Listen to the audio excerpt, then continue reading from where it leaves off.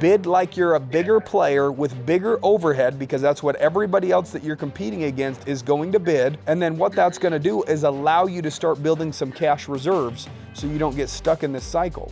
My name's Trevor. I've had some success in several business ventures, and I have the privilege to be able to hop on some consulting calls every so often. So what you're about to see is me consulting with a young entrepreneur that's struggling with some cash flow issues and his bidding and quoting and how he goes about that. So enjoy the video.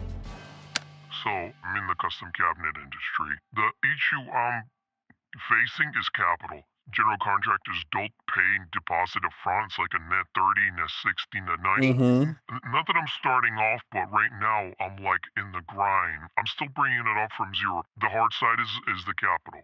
If you're doing commercial jobs, you know you got to float some money for a little bit because of the 30 or 60 days, whatever it may be. You know, there's a couple different options that you have available to you. One of the ones that I could think of immediately is offering a discount. Make them want to pay you quicker. So if you're struggling with cash flow issues right now as a business owner because your accounts receivable and you're waiting for your net 30 or net 60 or whatever the net is on what you agreed to in order to fulfill or do that job, you have a couple different options. You could start increasing your bids by 15 or 20%. And then offering a 15 or 20% discount if they pay sooner. In other words, a net 15, so you can start getting cash flow coming in a little bit quicker. Now, if you're getting hard money loans in order to float you for that 30 or 60 days, that's costing you money. And that should also be factored into the quoting or bidding that you're doing when you're doing the job, because that's now a part of your overhead. So what you're doing is you have the opportunity to bake in what you would ultimately discount if they pay early. So let's say, for instance, you have a $15,000 job, and that's what you would normally estimate it at. I would say the job is $16,500, but if you pay net 15, I do it for $15,000. So now they have an option to receive a discount going into the project, knowing that if they pay you early, they're pocketing another $1,500. But in reality, you're still getting exactly what you want from the job. You need to understand exactly where you're at right now, and you need to start working your bids around where you're at. What does it take for you to really get to the end of the job and actually get paid? And if it takes you getting a loan where you pay high interest, then you need to factor that into your bids. You have the ability to operate leaner than bigger companies, dude. They have insurance, they have 401k benefits, they have all of these things. Your overhead is lower than their overhead, so therefore I bet you your bids are right around theirs, if not lower. So there was an entrepreneur that I was talking to that was doing $500,000 in gross revenue. And I said, awesome. Most businesses profit anywhere from 10 to 30%. The average business is right around 20%. So my guess is you're paying yourself roughly, $100,000 a year of the profit that your business is generating. Is that accurate? And he says, yeah, that's accurate. I'm paying myself 120 grand a year. Later in the conversation, I found out he's self-employed, meaning he has nobody else actually doing the work. So he's paying himself to be the one doing the work, doing the admin stuff, doing the invoicing, doing the scheduling, all of it. And I said, if you had to pay somebody to do what it is that you do, how much would you pay them? He said, well, I'd have to pay at least 2 people, at least 60 grand a year. And I said, so your business profits 0%, $0. Your business should be able to pay you based upon the margins that it brings in and be able to have enough to support you having employees. So when you're quoting or bidding jobs, you need to factor that in and know that if you hire people, your overhead increases, therefore your bids would have to increase.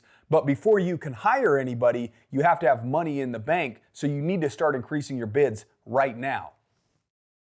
Don't underbid yourself to where you'll always be stuck in this cycle. Bid like you're a bigger player with bigger overhead, because that's what everybody else that you're competing against is going to bid.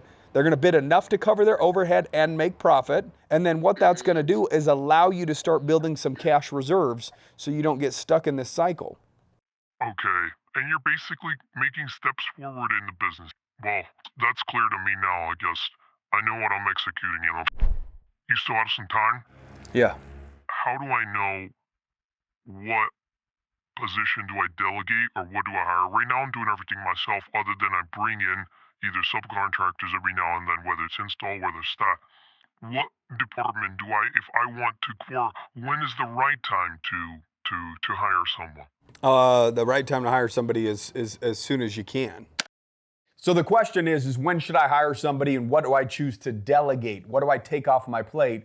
So if you're a small business owner and you're wearing 8 different hats on a day-to-day basis and you feel overwhelmed and you know for a fact that you can't grow and you need to hire and you need to delegate, the best thing for you to do is just take a pen and paper and list everything out. List out everything that you do on a day-to-day basis. So in other words, as you're doing it, list out what you're doing, and then by the end of the week, you're gonna have a list of everything that you do inside of your business and start to find the $10 to $15 an hour task that either a virtual assistant can do or somebody that you bring in at a lower wage, again, $10 to $15, has the ability to do. And start delegating the non-revenue generating activities that you have in your business so that you could focus more on the revenue generating activities and continue to make progress with your business.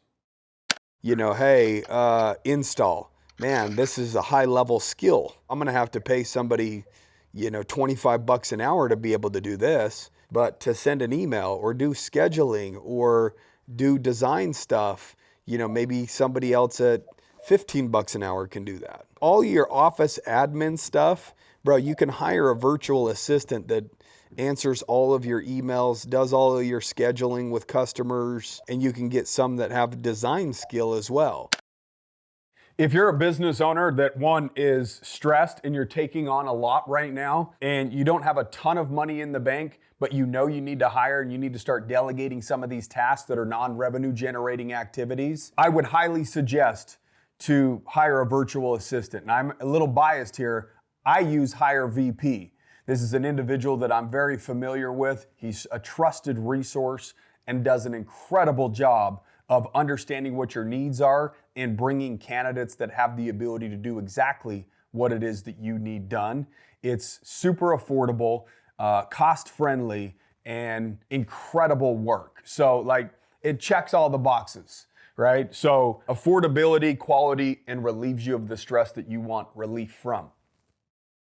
So you delegate what is easy to delegate. In other words, the least amount of skill that's required to do the job is what you will start taking off of your plate, because that means more people have the ability to do it. And the more people that have the ability to do the job means what?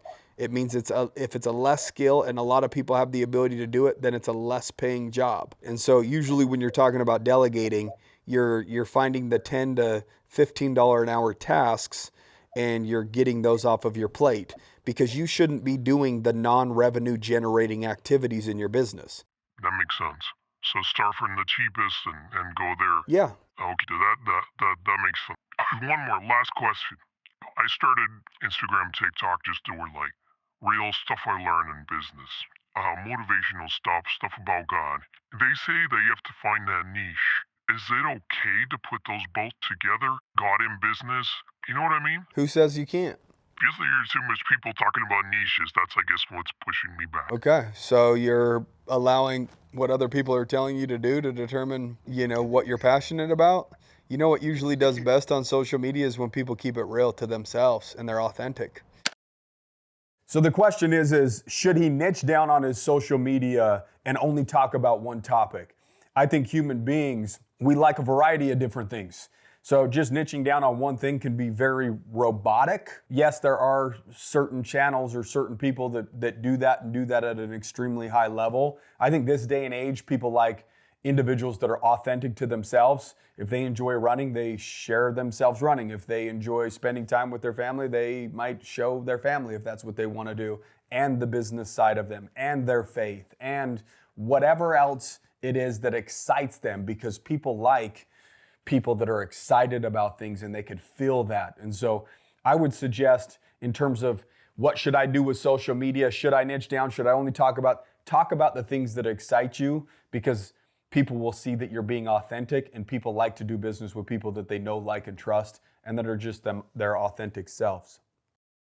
Sure, if people want to do a niche and that's cool if that's what they want to do, but there's a million plus business owners that believe in God, bro. And if anything, the more things that you talk about that align with their values, they'll be like, dude, I like him because I value God, I value business, I value family. Now you've got 3 different points where somebody's connected to you rather than just business. It's like a fishing hook that has 3 prongs rather than 1. The fish will be caught way better and have a less chance of getting away. So your audience would be drawn in better.